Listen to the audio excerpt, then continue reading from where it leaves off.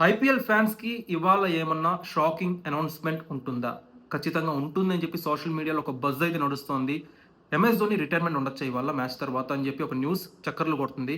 ఇవాళ CSK versus DC మ్యాచ్‌కి MS Dhoni పేరెంట్స్‌ని పిలిపించారు. వాళ్ళు మ్యాచ్‌ని వీక్షిస్తున్నారు ఆల్రెడీ. సో, ఈ మ్యాచ్ తర్వాత ఎంఎస్ ధోని రిటైర్మెంట్ గురించి ఏమైనా అప్డేట్ ఇస్తాడా అని చెప్పి ఒక న్యూస్ అయితే సర్క్యులేట్ అవుతుంది. ఇప్పటికే ఫ్యాన్స్ అందరికి కూడా తెలిసిపోయి ఉంటుంది. అండ్ ఈ మ్యాచ్ విషయానికొస్తే సీఎస్‌కే ఓటమి అంచుల్లో ఉంది. 24 బంతుల్లో ఇంకా 74 పరుగులు చేయాలి. క్రీజ్‌లో విజయ్ శంకర్ ఉన్నారు అండ్ ఎంఎస్ ధోని.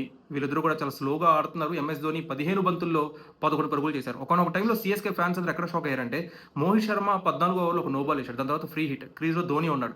సో, ఖచ్చితంగా ధోని నుంచి ఒక 4 గాని, సిక్సర్ గాని బౌండరీ ఎక్స్‌పెక్ట్ చేశారు మినిమమ్. కానీ ఎంఎస్ ధోనికి అది డాట్ బాల్ పడింది. Even though it's a bouncer, అది డాట్ బాల్ పడడం చాలా మంది సీఎస్‌కే ఫ్యాన్స్‌కి, ఎంఎస్ ధోని ఫ్యాన్స్‌కి కాస్త మింగుడు పడలేదు. సో, అప్పుడు ఫిక్స్ అయిపోయారు సీఎస్‌కే ఫ్యాన్స్ అందరూ కూడా యెస్, ఈ మ్యాచ్ సీఎస్‌కే ఓడిపోబోతుంది అని. సో, ఇది అటుంచితే ఈ మ్యాచ్ తర్వాత ధోని రిటైర్మెంట్ ఏమన్నా ఉండవచ్చా అని చెప్పి ఊహాగానం నడుస్తున్న తరుణంలో చాలామంది అవును ఉండవచ్చనే చెప్తున్నారు. బికాస్ గత కొన్ని రోజుల నుంచి మనం చూస్తున్నాం ధోని ఫినిషింగ్‌కి వస్తున్నారు.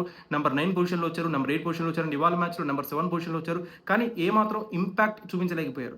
తన స్టైల్‌లో ఇదివరకు తను ఫినిష్ చేసిన మాదిరిగా ఇప్పుడు మ్యాచ్‌ని ఫినిష్ చేయలేకపోతున్నారు. సో, ఫ్యాన్స్ నుంచి కూడా కొంతమంది సీఎస్‌కే ఫ్యాన్స్ నుంచి కూడా ధోని రిటైర్ అయిపోతే బెటర్ ఏమో, ఇంకా ముందు ముందు ఆడితే ఇంకా బిగ్గెస్ట్ హ్యూమిలియేషన్ ఏమైనా ఫేస్ చేయాల్సి వస్తదేమో ధోని. సో, ఇప్పుడే గౌరవప్రదంగా రిటైర్ అయిపోతే బాగుంటుందేమో అని చెప్పి సీఎస్‌కే ఫ్యాన్స్ కూడా ధోనికి సజెషన్ ఇస్తున్న పరిస్థితి.